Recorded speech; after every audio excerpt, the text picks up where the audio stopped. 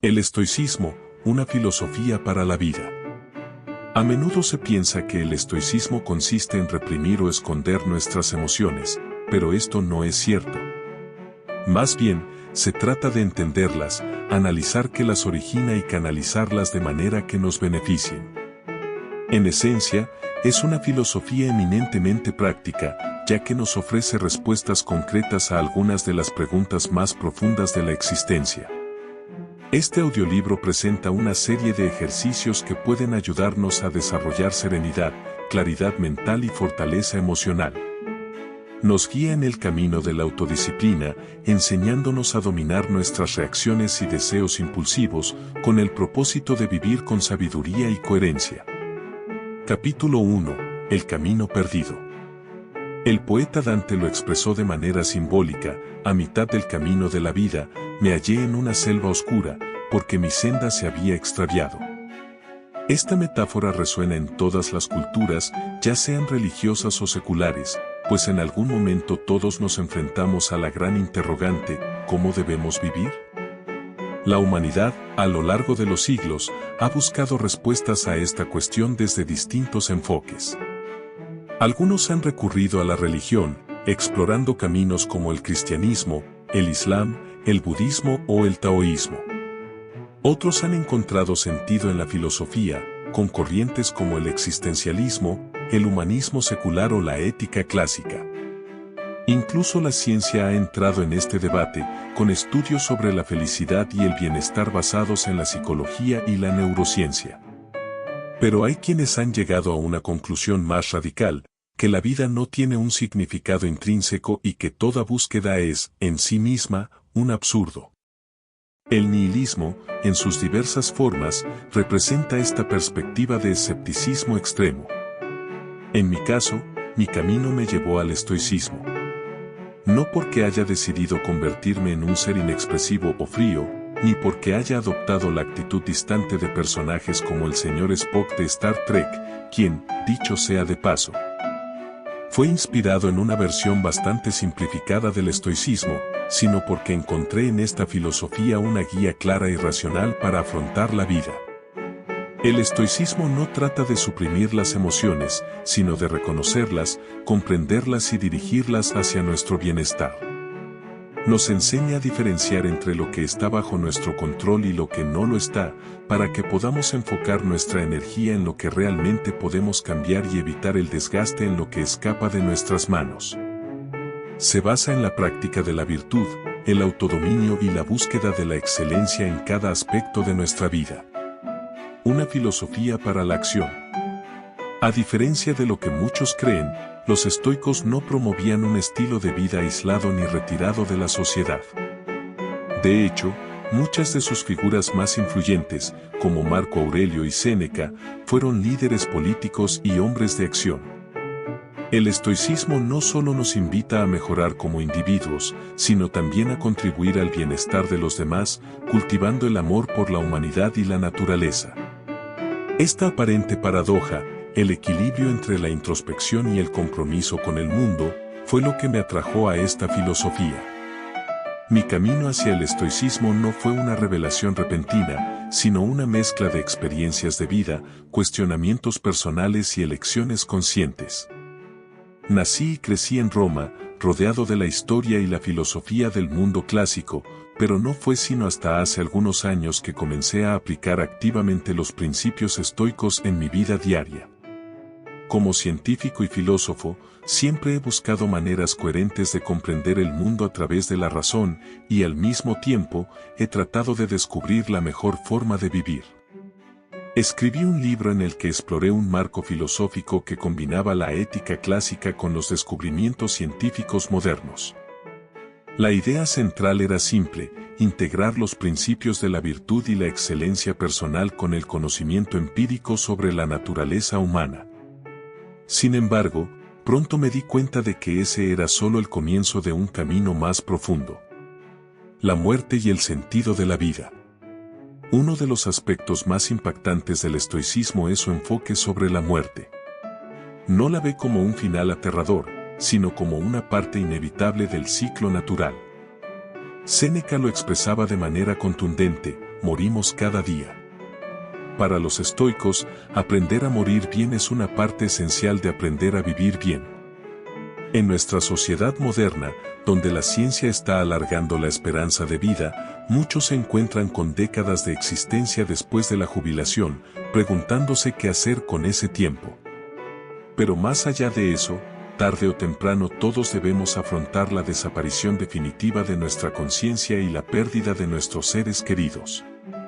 El estoicismo nos brinda herramientas para aceptar la mortalidad con serenidad, sin caer en la ilusión de una inmortalidad infundada, pero tampoco ignorando el tema por completo.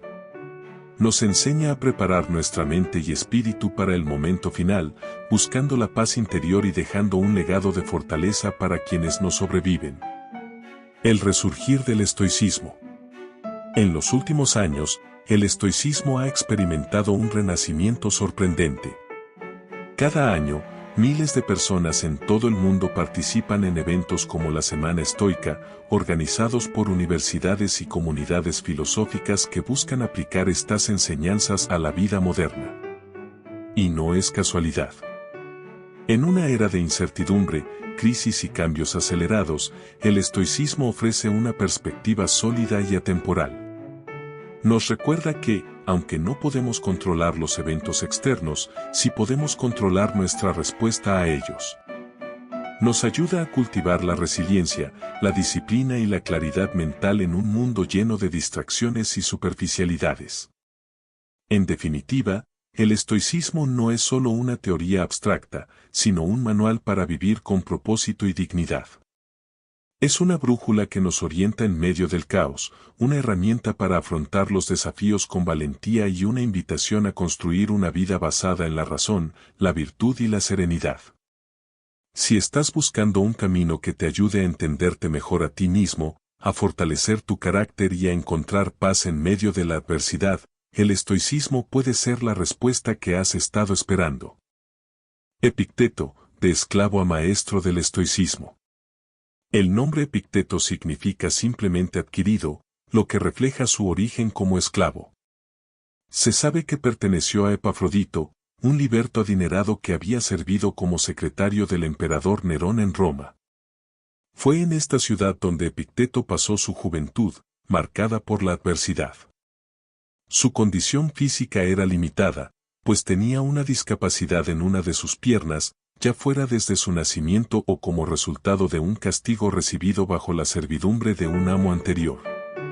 Sin embargo, a pesar de su condición, Epafrodito no lo trató con crueldad, sino que le permitió recibir educación en filosofía estoica bajo la tutela de uno de los más reconocidos maestros de la época, Musonio Rufo.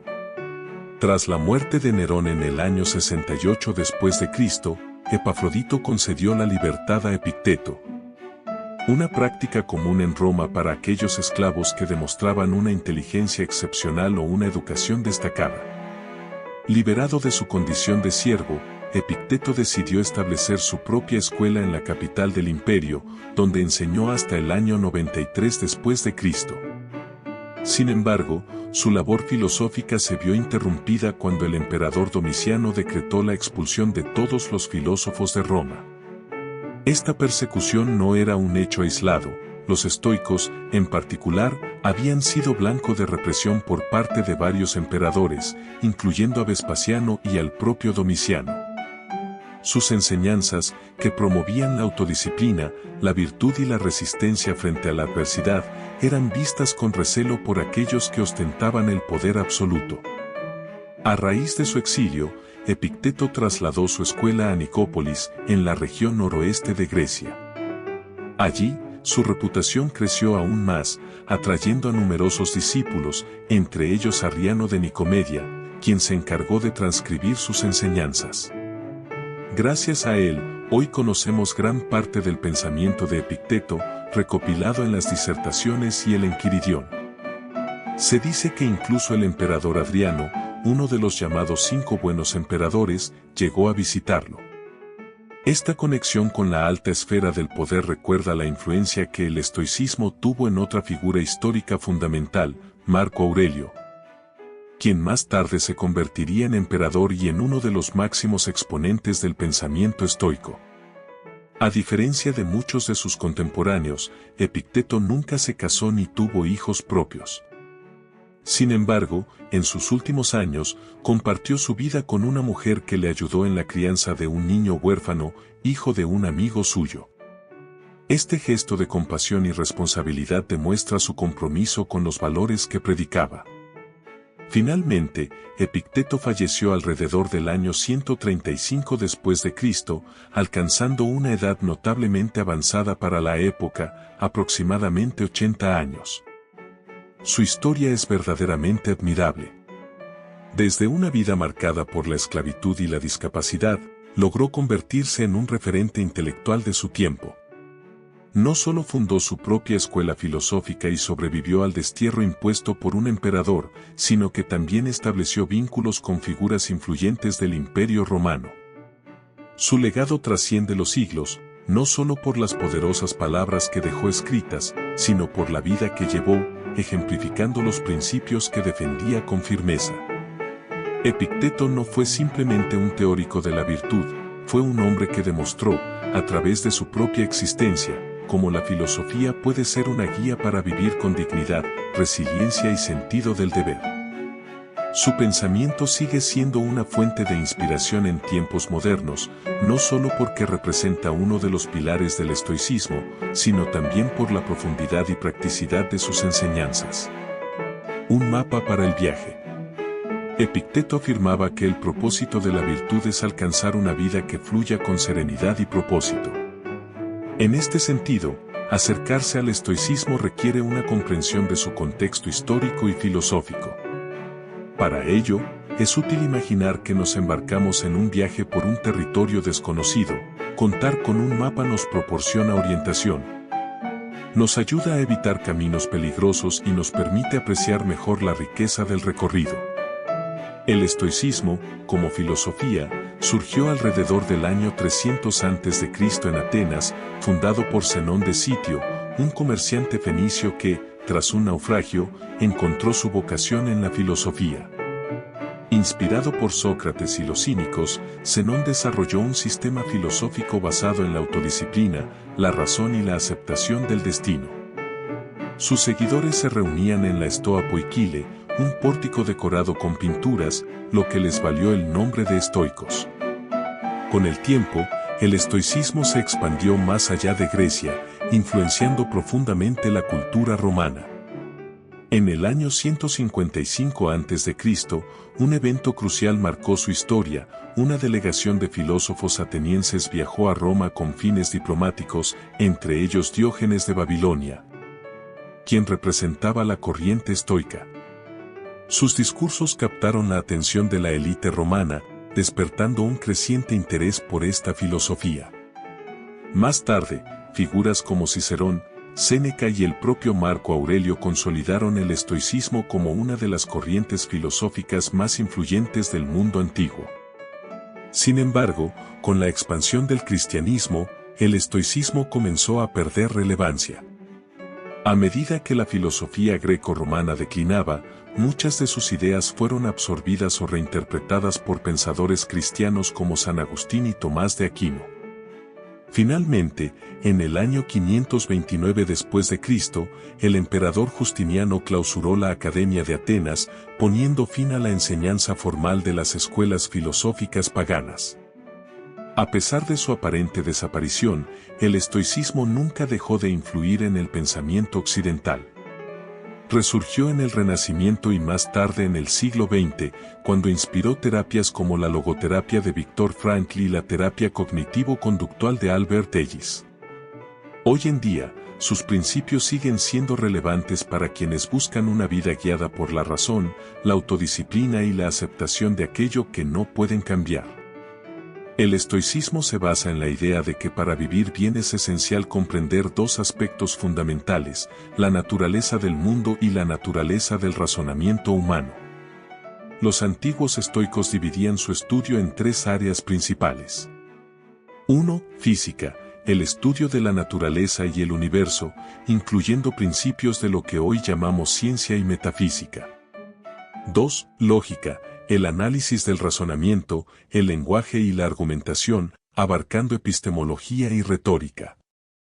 3. Ética, la aplicación de la razón en la vida cotidiana, guiando las acciones hacia la virtud y la felicidad eudaimónica. Epicteto enfatizaba que la clave de una vida virtuosa radica en diferenciar entre lo que está bajo nuestro control y lo que no lo está. Esta simple pero profunda enseñanza ha resonado a lo largo de los siglos, ayudando a innumerables personas a afrontar la adversidad con resiliencia y ecuanimidad. Explorar el estoicismo es adentrarse en una tradición que ha influenciado a emperadores, filósofos, científicos y líderes modernos. A través de esta filosofía, podemos encontrar herramientas prácticas para navegar por las dificultades de la vida, desarrollando un carácter fuerte y sereno en un mundo que, como en tiempos de Epicteto, sigue siendo incierto y cambiante. El arte de aceptar lo que está en nuestro control. En la vida, algunas cosas dependen de nosotros y otras no. Esta es una de las enseñanzas fundamentales de Epicteto, filósofo estoico cuya sabiduría ha trascendido los siglos. La clave, según él, es aprender a manejar con excelencia lo que está bajo nuestro control y aceptar con serenidad aquello que escapa a nuestra influencia. Recuerdo cuando llegué a Estados Unidos en 1990. Mi conocimiento sobre la cultura americana era limitado, mi percepción se basaba en lo que había visto en películas de Hollywood y series dobladas al italiano. Un amigo cercano, consciente de mi curiosidad intelectual, me sugirió que iniciara mi exploración cultural con la lectura de una obra peculiar, Matadero 5, de Kurt Vonnegut, publicada en 1969. Este libro tiene una narrativa inusual. Su protagonista, Billy Pilgrim, experimenta una realidad que desafía la lógica, es secuestrado por una raza alienígena, los Tralfamadorianos, quienes tienen la capacidad de moverse no solo en el espacio, sino también en el tiempo. Para ellos, el pasado, presente y futuro existen simultáneamente. Billy aprende esta forma de ver la vida y comienza a narrar su historia sin un orden lineal, pasando de un momento a otro, incluyendo el devastador bombardeo de Dresde en la Segunda Guerra Mundial. Mientras avanzaba en la lectura, me encontré con una frase que marcó mi perspectiva. Señor, concédeme la serenidad para aceptar lo que no puedo cambiar, la fortaleza para cambiar lo que sí puedo y la sabiduría para distinguir entre ambas. Esta oración, conocida como la plegaria de la serenidad, sintetiza el desafío constante de la vida humana. Es una invitación a aceptar la realidad sin angustia y a enfocarnos en aquello que sí podemos transformar.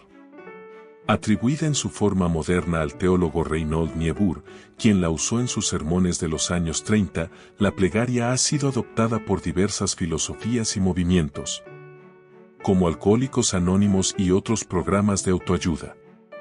Pero la esencia de este mensaje se remonta mucho más atrás en la historia. El filósofo judío Salomón Ingabirol, en el siglo X, expresó un pensamiento similar. El principio de toda sabiduría es entender que podemos cambiar y que no. Por su parte, el erudito budista Santideva, en el siglo VII, ofreció una reflexión en la misma línea. Si hay una solución a un problema, ¿para qué angustiarse? Y si no la hay, ¿de qué sirve preocuparse?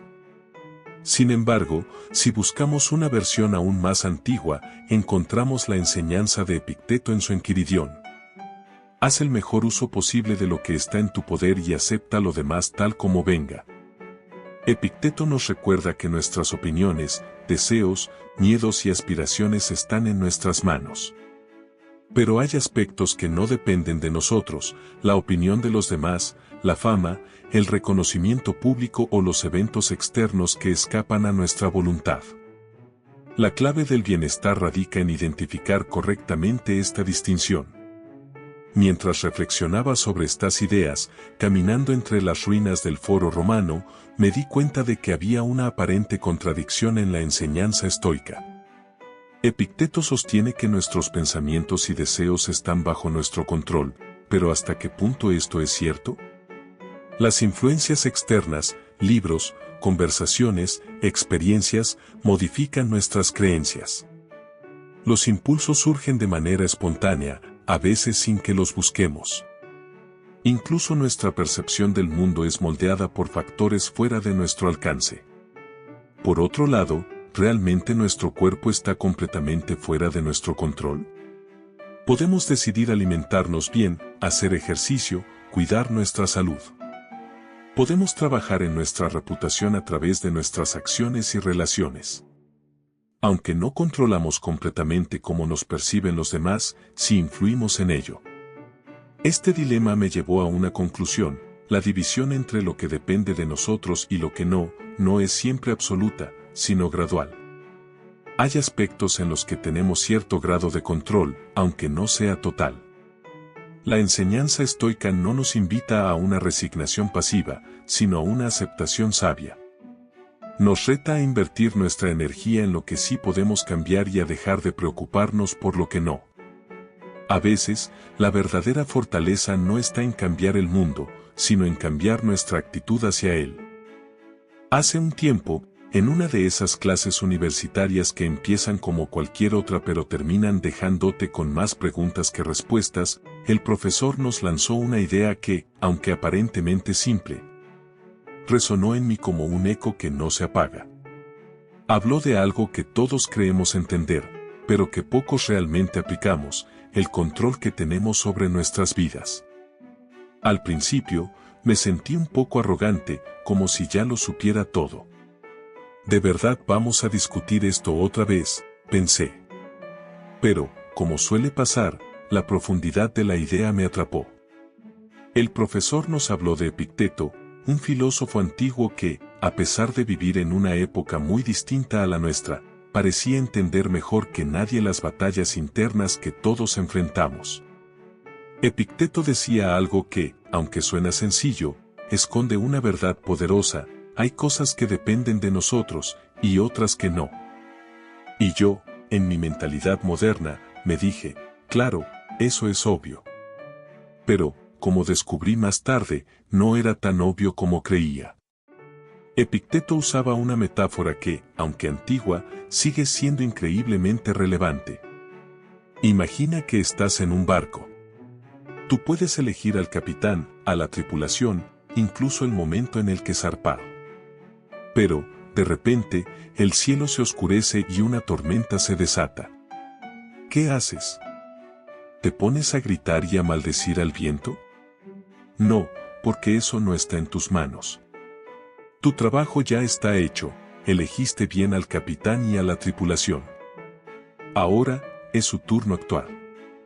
Si el tiempo es malo, no hay mucho más que puedas hacer más que esperar y confiar en que todo saldrá bien. Esto me recordó a una experiencia que tuve hace un par de años. Estaba volando de Roma a Londres para un evento que combinaba música y filosofía. Sí, suena un poco pretencioso, pero fue interesante. Todo iba bien hasta que, justo cuando estábamos a punto de aterrizar, el avión dio un brusco ascenso. Los motores rugieron, y todos nos miramos con esa expresión de esto no pinta bien. Resulta que casi aterrizamos encima de otro avión que estaba en la pista. Fue gracias a la habilidad del piloto que no pasó a mayores. Y ahí estaba yo, sentado en mi asiento, pensando: bueno, esto no lo controlo. Así que, ¿para qué preocuparme? Epicteto tenía razón. Nos pasamos la vida preocupándonos por cosas que no podemos controlar: el tráfico, el clima, las decisiones de los demás. Pero, ¿qué tal si nos enfocamos en lo que sí podemos controlar? Por ejemplo, cómo reaccionamos ante las situaciones. Eso es algo que siempre está en nuestras manos. El profesor también nos contó otra analogía, esta vez de Cicerón, que comparaba la vida con un arquero. El arquero puede elegir su arco, sus flechas, entrenar lo suficiente y apuntar con precisión. Pero, una vez que suelta la flecha, ya no tiene control sobre lo que pasa. Puede que el viento la desvíe, o que alguien se interponga. Lo importante no es si la flecha da en el blanco, sino que el arquero haya hecho todo lo posible para lograrlo. Eso es lo que realmente importa. Y esto me llevó a reflexionar sobre mi propia vida. desde pequeño, he luchado con mi peso. Siempre fui el niño gordito de la clase, y eso me hizo sentir inseguro, especialmente con las chicas. Con el tiempo, he aprendido a cuidarme más, a hacer ejercicio y a comer mejor. Pero, ¿sabes qué? Nunca voy a tener el cuerpo de un atleta de portada, y eso está bien. Porque, al final, lo que importa es que estoy haciendo lo que está en mis manos. El resto, como dicen los estoicos, no depende de mí. Esto no solo aplica a lo físico, sino a todo en la vida. Imagina que estás esperando una promoción en el trabajo. Has hecho todo lo posible, has trabajado duro, has mantenido buenas relaciones con tus compañeros y jefes, y has demostrado tu valía. Pero, al final, la decisión no está en tus manos. Depende de factores que no controlas, como la política de la empresa o las preferencias personales de tu jefe. Lo único que puedes hacer es aceptar el resultado con ecuanimidad, sabiendo que hiciste todo lo que estaba en tu poder. Y esto no es resignación. Los estoicos no eran personas pasivas. Al contrario, eran maestros, políticos, generales y emperadores.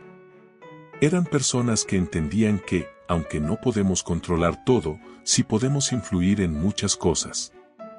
La clave está en saber distinguir entre lo que podemos cambiar y lo que no. Por ejemplo, imagina que tienes una hija adolescente que, de repente, se ha vuelto rebelde. Puedes sentirte frustrado y arrepentirte por no haber hecho más cuando era pequeña. Pero, ¿de qué sirve eso? El pasado no lo puedes cambiar. Lo único que puedes hacer es seguir apoyándola ahora, en el presente, y confiar en que, con el tiempo, las cosas mejorarán. Epicteto nos enseñó que el arrepentimiento es una pérdida de energía. No podemos cambiar lo que ya pasó, pero sí podemos aprender de ello y actuar en el presente. Y eso es lo que realmente importa. Para terminar, el profesor nos contó una historia que me dejó pensando. Habló de un estoico llamado Paconio Agripino, que fue acusado injustamente por el emperador Nerón. Cuando le dijeron que su juicio estaba en el Senado, él simplemente respondió, bueno, es hora de hacer mis ejercicios. Y así lo hizo. Más tarde, le informaron que había sido condenado al exilio. Su respuesta fue, entonces, vayamos a cenar. Puede sonar arrogante, pero en realidad es un ejemplo perfecto de la ecuanimidad estoica.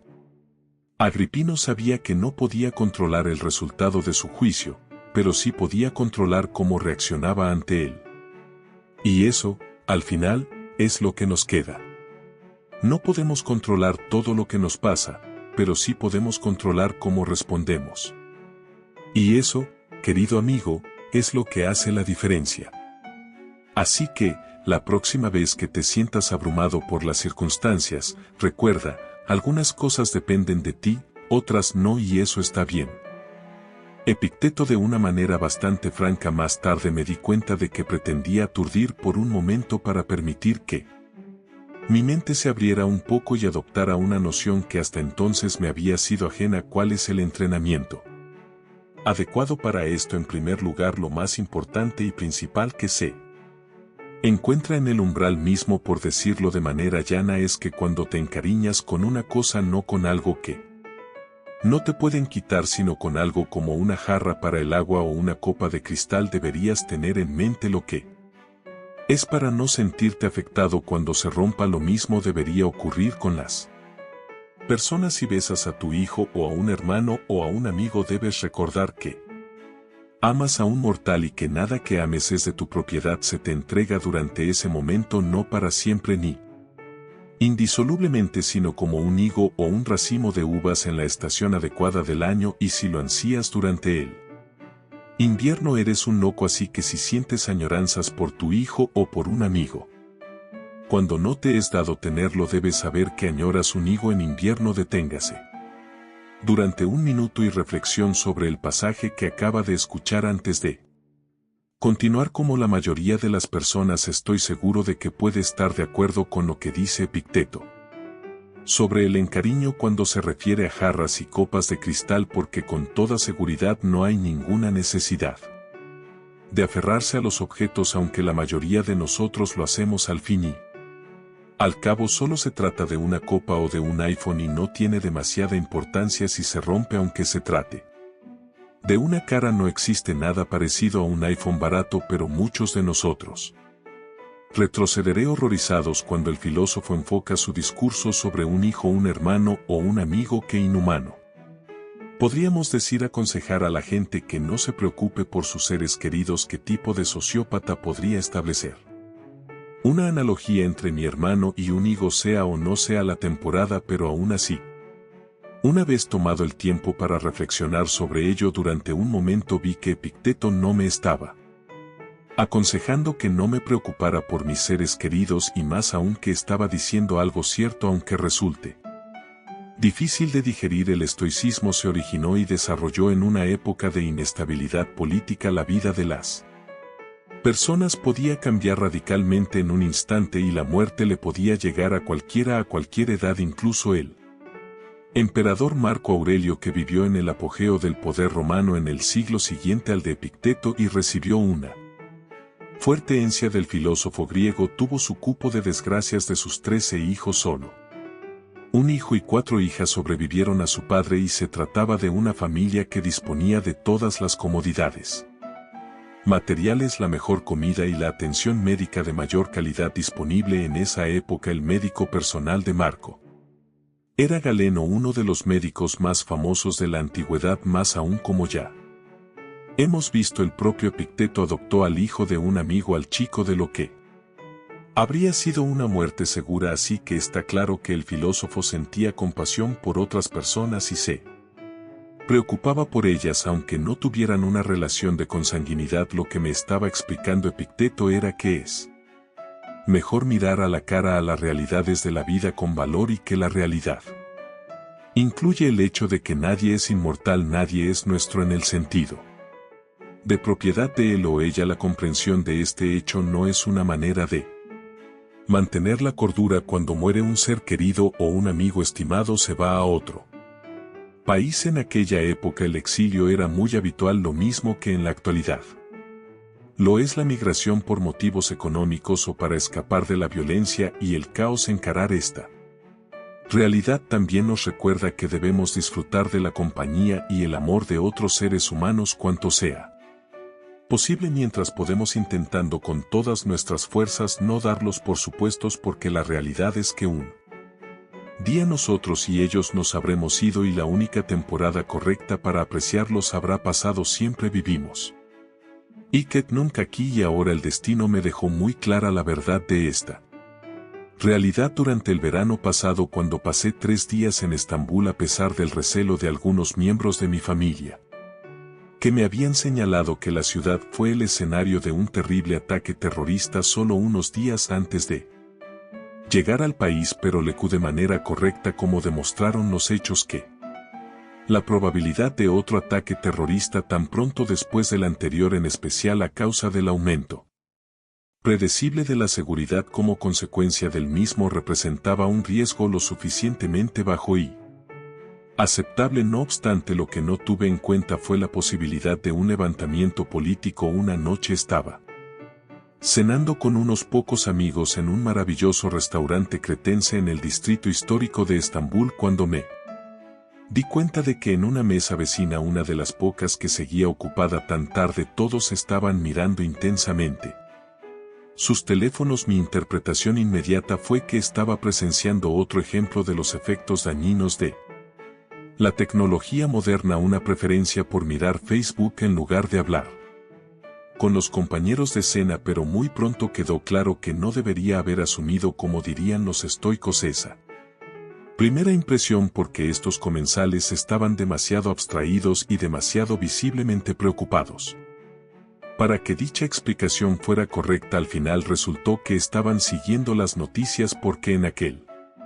momento se estaba produciendo un golpe de estado. La reacción en nuestra mesa fue sorprendentemente tranquila, porque terminamos el vino y seguimos charlando. Mis amigos turcos explicaron la historia de dichos acontecimientos en su país y describieron el gobierno cada vez más autoritario y fuertemente islámico del presidente Recep Tayyip Erdogan. Llegó un momento en que teníamos que decidir qué íbamos a hacer. Corrían rumores de que los militares habían cerrado todos los puentes. Si era cierto, significaba que no había manera de cruzar de regreso a nuestro hotel en el centro de Estambul. Al final resultó que solo estaban cerrados los dos puentes del Bósforo que conectan los lados asiático y europeo, así que después de no encontrar un taxi con cautela nos acercamos al puente a pie. Vimos coches de policía bloqueando algunas calles y curiosos deambulando sin rumbo fijo preguntándose qué debían hacer. La buena noticia era que las redes sociales seguían funcionando, de hecho nunca dejaron de hacerlo, así que pudimos tranquilizar a nuestras familias informándoles que estábamos bien por el momento. De hecho, la situación estaba inquietantemente tranquila. La gente pescaba desde el puente mientras fumaba cigarrillos como cualquier otra noche. Sorprendidos llegamos al hotel y nos retiramos a pasar la noche. Durante las horas siguientes oímos helicópteros y aviones de combate sobrevolando, acompañados en un momento dado por dos explosiones muy ruidosas que procedían de la cercana Plaza Taksim. Pero cuando despertamos por la mañana todo parecía casi normal, con gente en las calles aunque no tanta como era habitual y las cafeterías abiertas aunque no demasiados museos. El aeropuerto aún no había reabierto, así que nos comportamos con discreción paseando por el vecindario y leyendo y propias calles. Y finalmente no quieres por ningún motivo que acuerdo con de los padres y de su sabía cómo ocurría esto, aunque el principio básico había sido descubierto casi en la misma época por Gregor Mendel, cuyo trabajo no se valoró hasta el año 1900. Si combinamos estos tres elementos, variación más adaptación diferencial más herencia, podemos deducir que de media los individuos más aptos tienen más probabilidades de sobrevivir y de producir más descendientes, diseminando así estas características a través de la población, al menos hasta que el entorno cambie y empiece a favorecer otras características. En ese punto, el proceso al que llamamos evolución mediante selección natural toma una dirección nueva y continua que tiene que ver todo esto con la naturaleza humana. La teoría darwiniana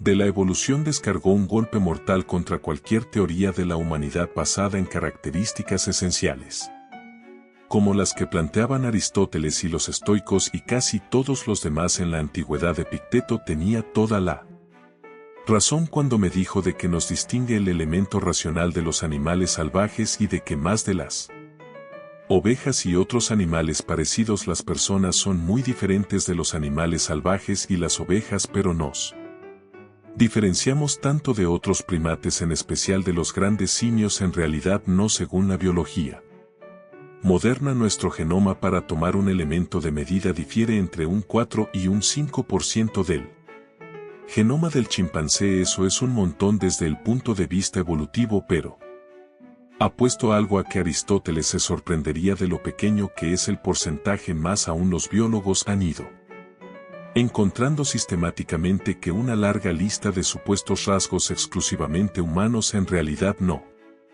son solo humanos en absoluto. No somos los únicos animales que viven grupos sociales cooperativos, ni los únicos que usamos herramientas. Tampoco somos la única especie con capacidad de una comunicación compleja, ni siquiera los únicos que mostramos lo que podríamos llamar un comportamiento moral que se puede encontrar entre los bonobos y otros primates. Dicho esto, parece que somos los únicos animales que utilizamos un lenguaje con una gramática compleja. Tenemos bebés que nacen con un cerebro muy grande y seguimos cuidándolos hasta mucho después de su nacimiento, y tenemos hemisferios cerebrales muy asimétricos que están especializados en funciones diferentes, entre ellas una de las más importantes, el lenguaje. En el izquierdo también tenemos la relación cerebro-cuerpo más grande en el mundo de los mamíferos, y esto es realmente extraño. Somos los únicos monos o simios del viejo mundo sin un hueso en el pene. Contemplando esta lista incompleta, el lector se dará cuenta de que la mayoría de las entradas son cuantitativas, no cualitativas. Nuestro cerebro es más largo y más asimétrico, nuestros bebés son más grandes y los cuidamos hasta mucho después de su nacimiento, etc. Es decir, se trata de diferencias de grado, no de tipo, entre nosotros y los demás animales. Otras entradas parece que son irrelevantes para lo que quieren resaltar Aristóteles y los estoicos. De acuerdo, no tenemos un hueso en el pene. Pero eso difícilmente tiene algo que ver con nuestras facultades ra, nuestra capacidad de filosofar o con nuestras virtudes. Quizá el rasgo distintivo más prometedor es el lenguaje. Pero incluso en este aspecto la gente no está de acuerdo en qué consiste exactamente un lenguaje como algo distinto de otras formas de señalar y comunicar, pero mi rechazo al escepticismo con base biológica sobre la naturaleza humana no depende de una búsqueda quijotesca de una esencia humana, al contrario, se basa en asumir los de la biología moderna y tomarlos en serio. La investigación nos ha demostrado que la mayor parte o todas las características que separan a las diferentes especies de seres vivos, incluidos nosotros, son cuantitativas, extendiéndose a lo largo de un continuo multidimensional, pero también ha demostrado con claridad que los miembros individuales de la misma especie de organismos complejos y multicelulares, en especial los vertebrados, de los cuales somos un ejemplo, están más estrechamente unidos en dicho continuo multidimensional de lo que están unidos a segmentos similares de especies diferentes, con excepciones, porque cualquier biólogo le dirá con rapidez que la única ley en la biología es que siempre se pueden encontrar excepciones. Esta es una manera divertida de decir que parecemos y actuamos como miembros de la especie Homo sapiens y que no se necesita ser biólogo para diferenciarnos de nuestros parientes evolutivos más cercanos, los pan troglodit, los chimpancés. Esto es realmente todo lo que necesitamos saber para hablar con conocimiento de causa sobre la naturaleza humana. Los seres humanos son lo suficientemente diferentes de las especies con las que están más estrechamente emparentados como para tener su propio conjunto multidimensional de características distintivas, y además una serie de dichos rasgos tienen que ver con nuestra increíblemente mejorada capacidad para la cooperación social, así como con nuestro gigantesco poder cerebral. Y precisamente en estos dos aspectos de la humanidad, sociabilidad y razón, insisten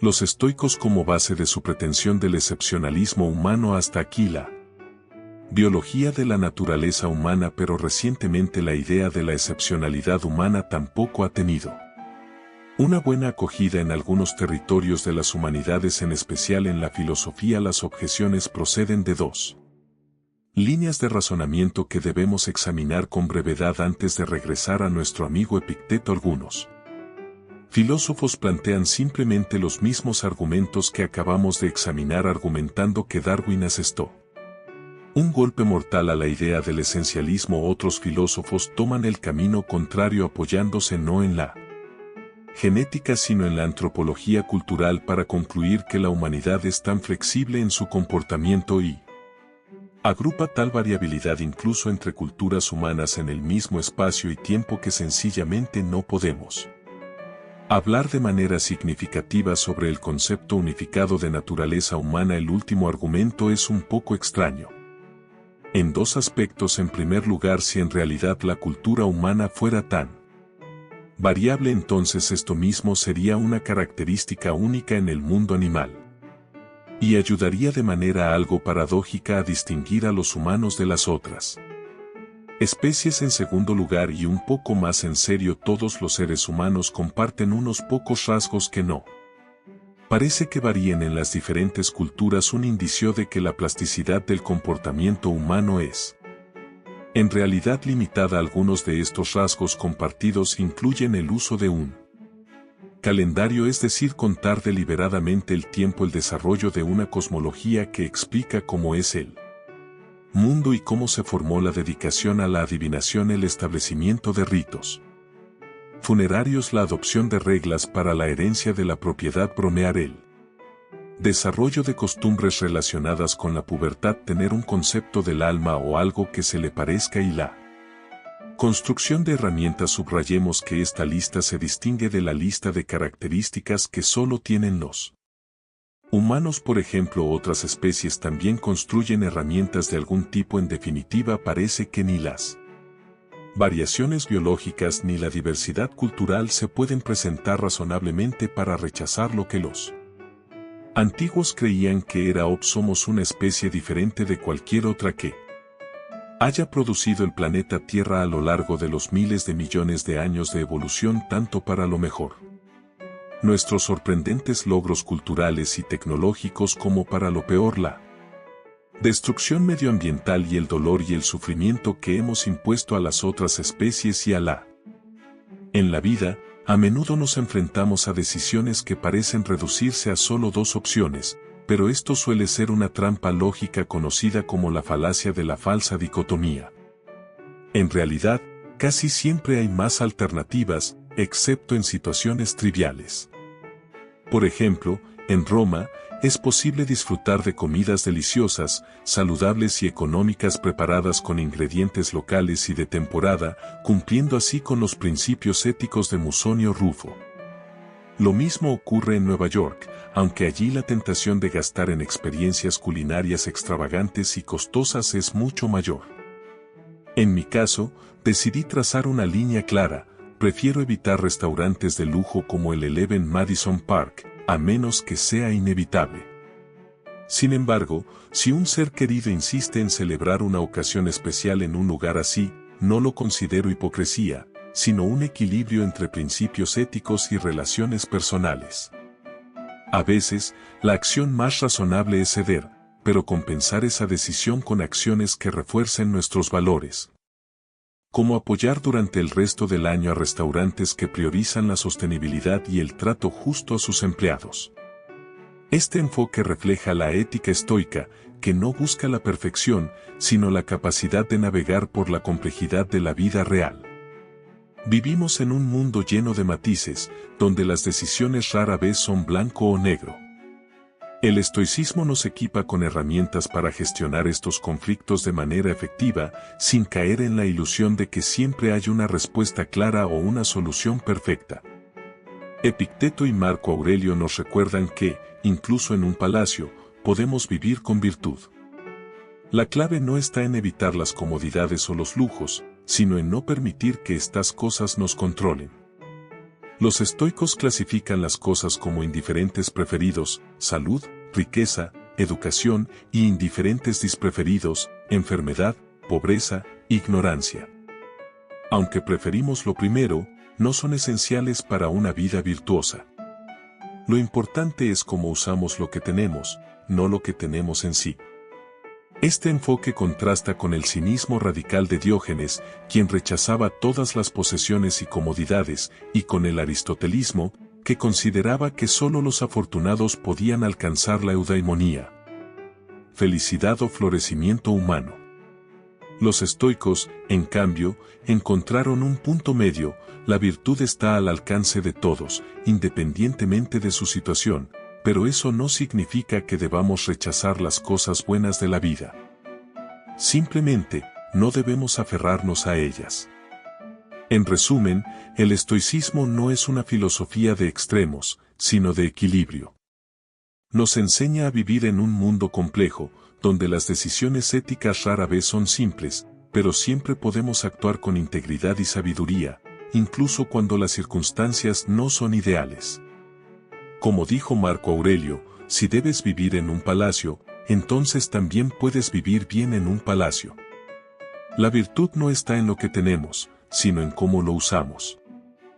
Cuando hablamos de virtud, esta permanece invariable, ya sea que la alcancemos a través de la alegría o del dolor. En otras palabras, es válido buscar evitar el sufrimiento y disfrutar de momentos felices, pero no cuando esto comprometa nuestra integridad.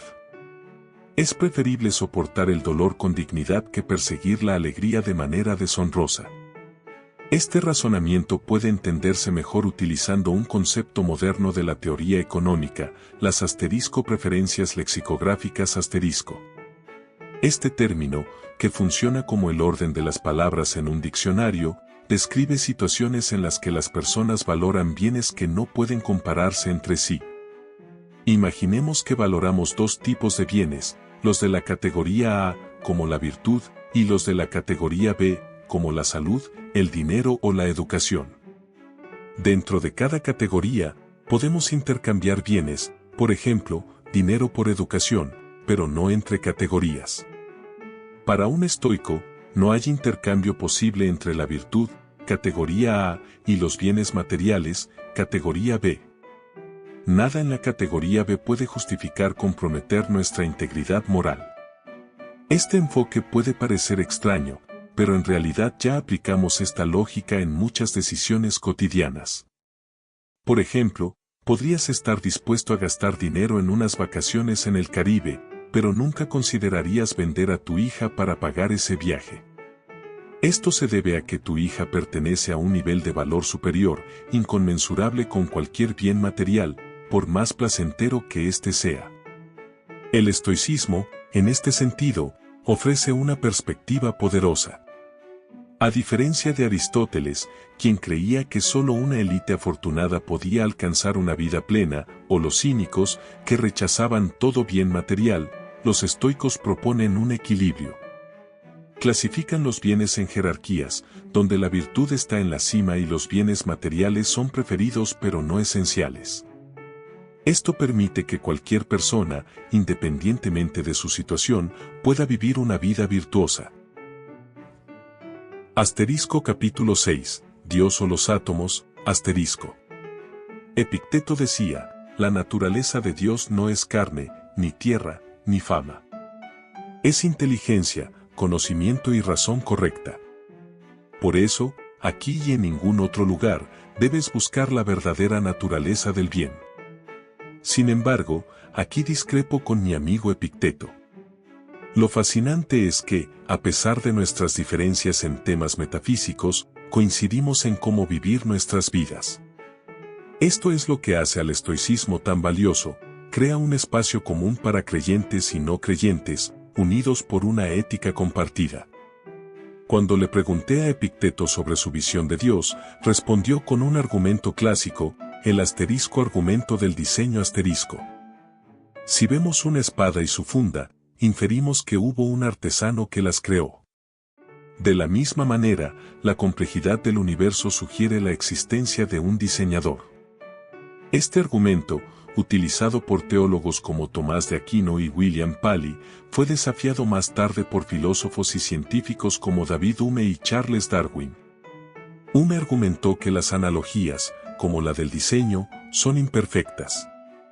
Aunque podemos inferir un creador al ver una casa, no tenemos evidencia directa de un creador del universo. Además, si seguimos la analogía, este creador tendría que ser falible y mortal, lo que contradice la idea tradicional de Dios. Darwin, por su parte, ofreció una explicación alternativa, la evolución por selección natural.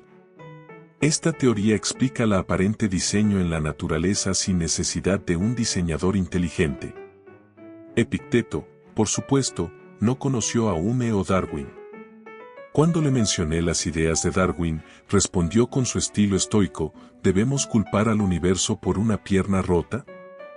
Para él, la naturaleza de Dios no era algo externo, sino algo inherente al universo. Los estoicos veían a Dios como el asterisco logos asterisco, una razón universal que permea todo.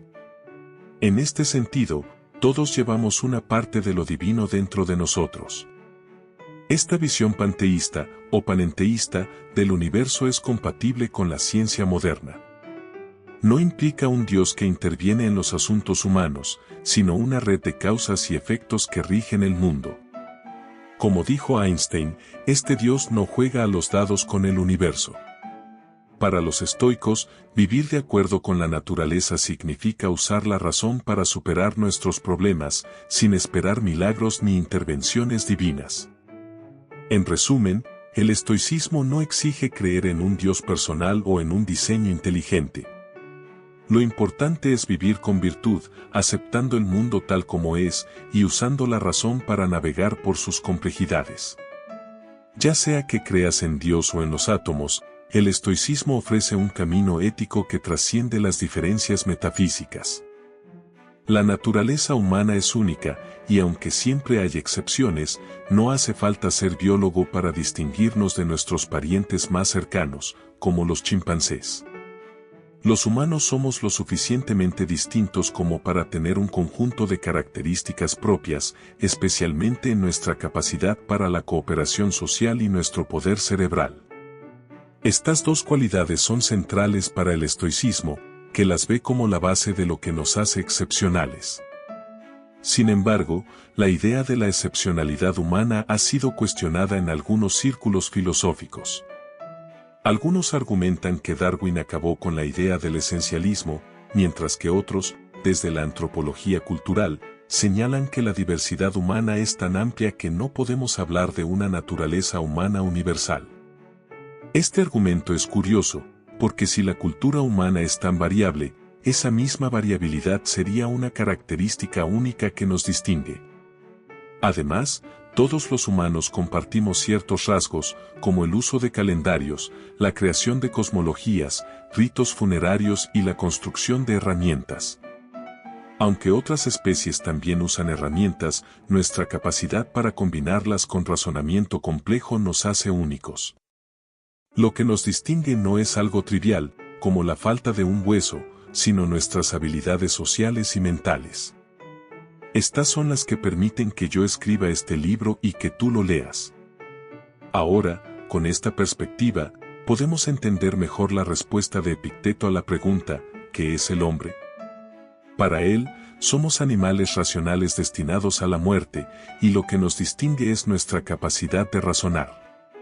Si actuamos como ovejas, guiados por instintos o pasiones, o como bestias, impulsados por la ira y la violencia, perdemos nuestra humanidad. La virtud está en usar la razón para no caer en esos extremos.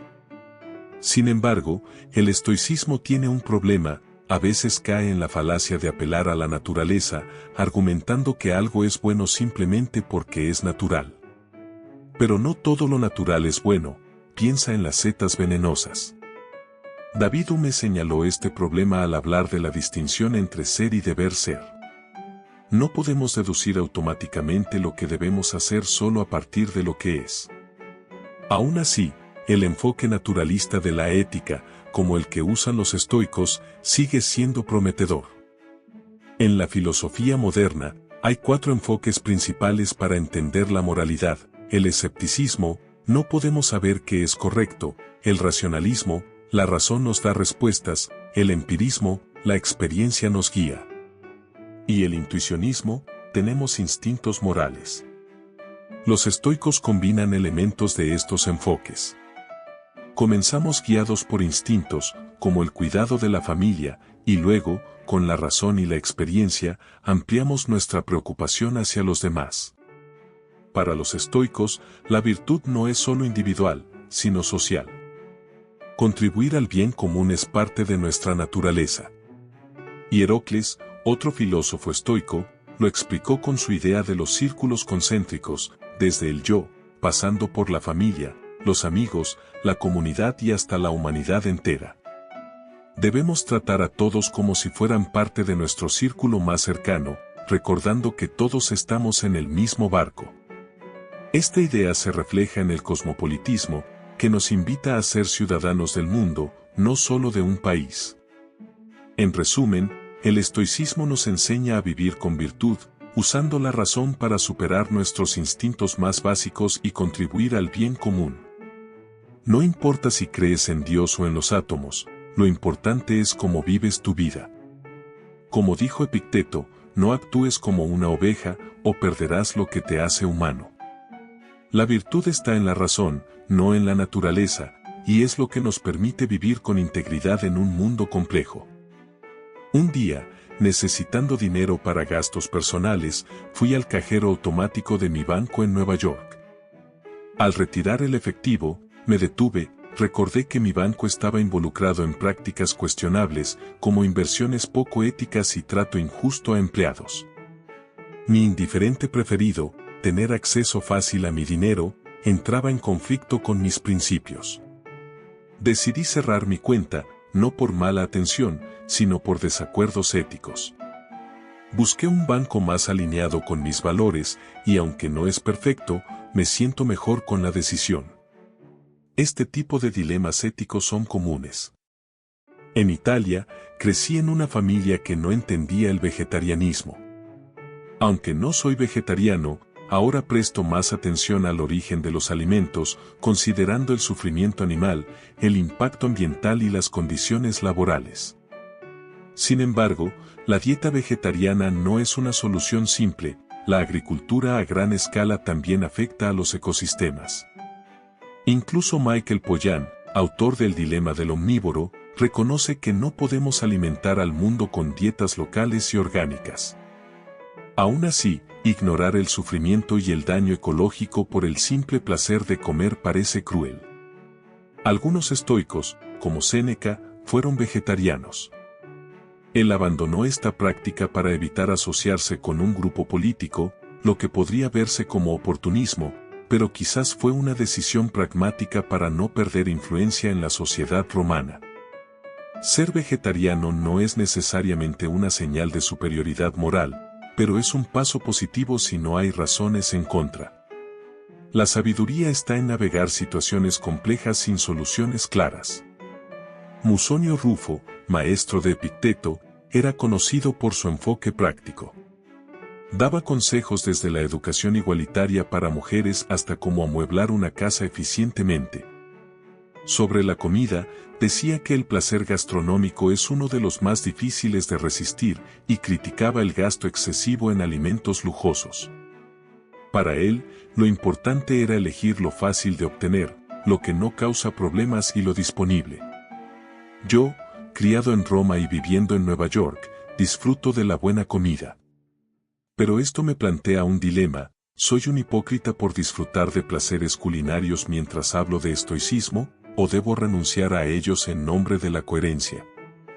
La filosofía nos enseña que rara vez hay solo dos opciones.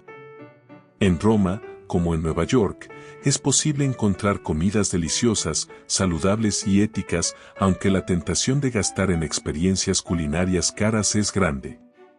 Decidí trazar una línea: evitar restaurantes de lujo como el Eleven Madison Park, a menos que sea una ocasión especial con seres queridos.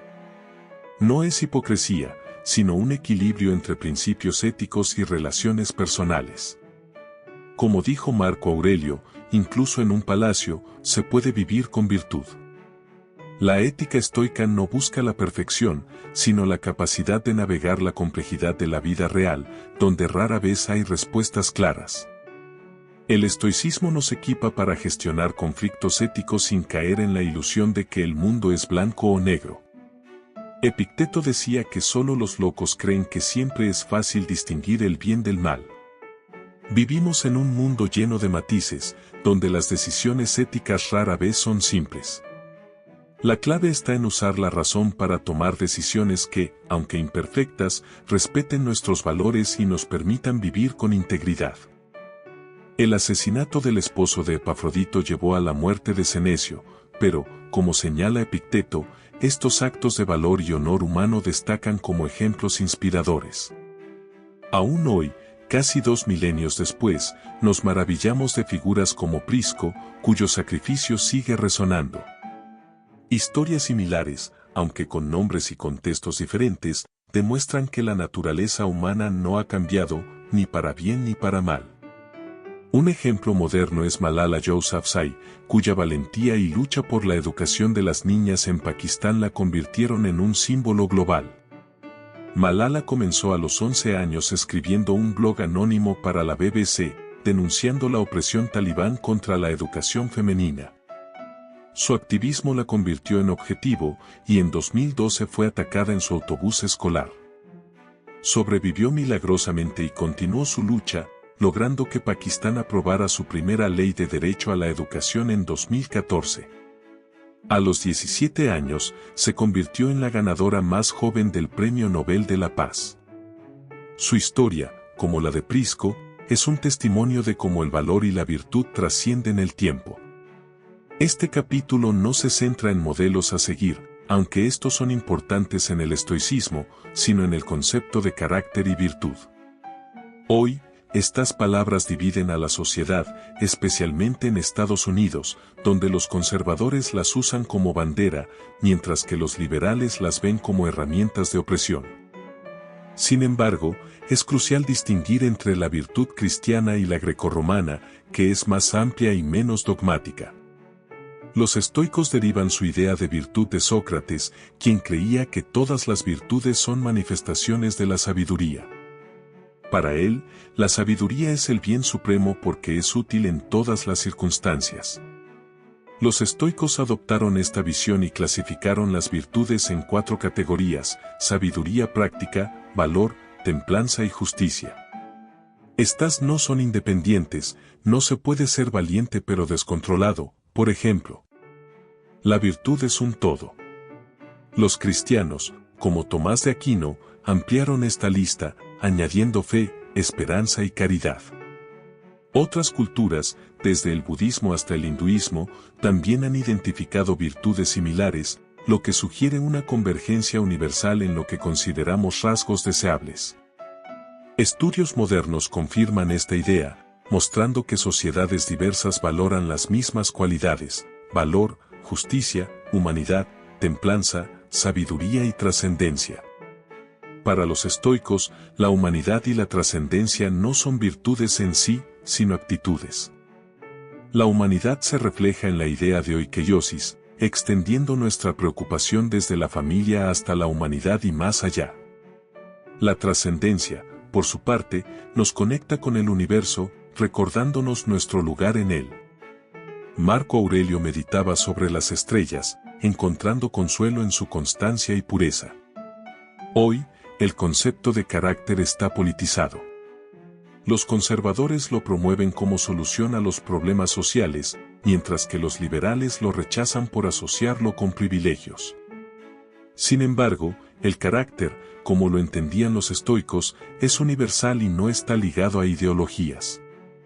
Es el núcleo de nuestra identidad, independiente de los roles que desempeñemos.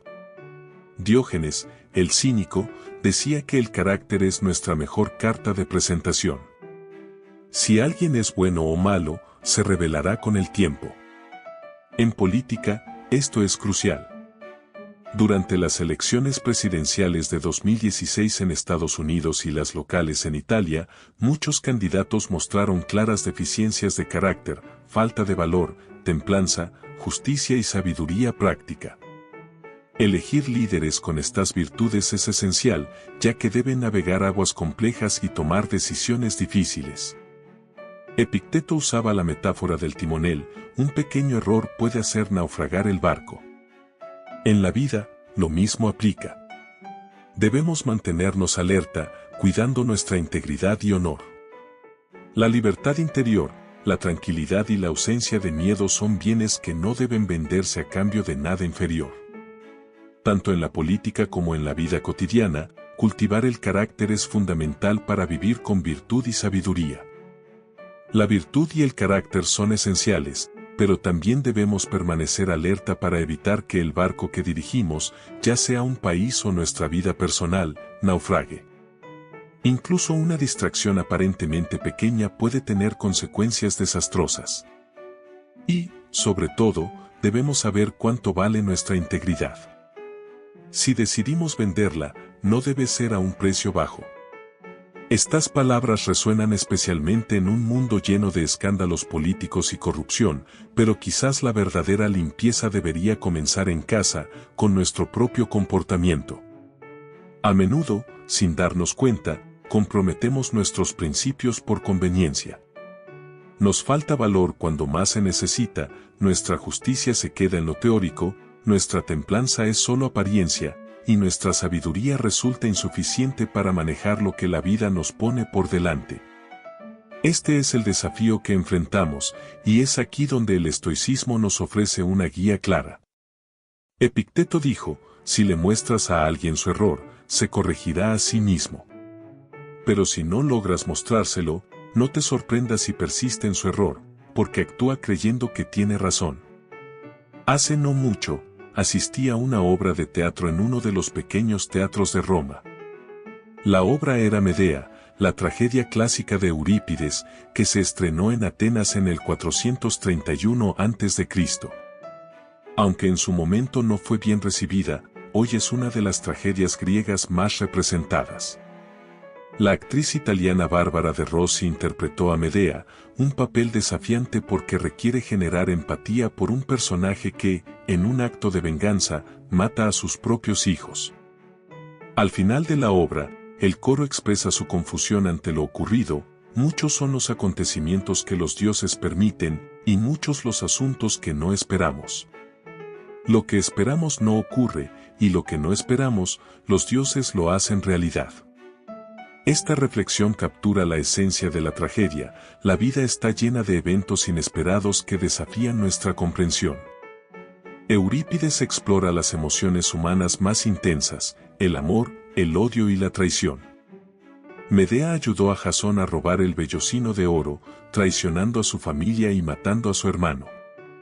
Lo hizo por amor y por el deseo de escapar de su tierra bárbara para vivir en la civilizada Grecia. Sin embargo, Jasón la abandona por una princesa, desencadenando su venganza. La obra puede leerse como una crítica a la misoginia y la xenofobia, pero también como un estudio profundo de las pasiones humanas. Epicteto usa esta historia para reflexionar sobre la naturaleza humana y la filosofía. Enseña que, aunque las emociones como el amor y el odio son poderosas, no debemos dejarnos dominar por ellas. La filosofía nos ayuda a entender y controlar estas emociones, permitiéndonos actuar con sabiduría y virtud. Sin embargo, enseñar filosofía no es fácil. Muchos padres cuestionan su utilidad, considerándola una pérdida de tiempo. Epicteto responde a esto con una defensa contundente: si estoy equivocado y no sé lo que es mejor para mí, entonces enséñame. Si no puedes, déjame aprender de quienes dicen saber. ¿Por qué querrías que fracase y caiga en el mal? Esta respuesta, aunque válida, no siempre convence. Por eso, Epicteto va más allá: aceptamos algo porque nos parece verdadero. Nadie acepta lo que cree falso. Cuando alguien se equivoca, es porque lo falso le pareció verdadero. Esta idea es fundamental: nadie elige el error a propósito. Actuamos según lo que creemos correcto, basado en nuestros criterios. Hannah Arendt, la filósofa alemana, desarrolló una idea similar en su concepto de la banalidad del mal. Al cubrir el juicio de Adolf Eichmann, Arendt observó que el mal a menudo surge de la falta de reflexión, no de una intención malvada. Eichmann, por ejemplo, no se veía a sí mismo como un monstruo, creía que estaba haciendo un buen trabajo, siguiendo órdenes con eficiencia. Arendt explicó que esta banalidad del mal no es demoníaca, sino estúpida y repulsiva. En una entrevista, relató cómo un campesino alemán comparó a los prisioneros de guerra rusos con ganado, sin darse cuenta de que su hambre extrema los hacía actuar así. Esta falta de empatía y reflexión es lo que Arendt llamó estupidez irracional. Eichmann, aunque inteligente, carecía de esta capacidad crítica, lo que lo llevó a cometer atrocidades sin cuestionarlas. Este es el peligro de actuar sin reflexión.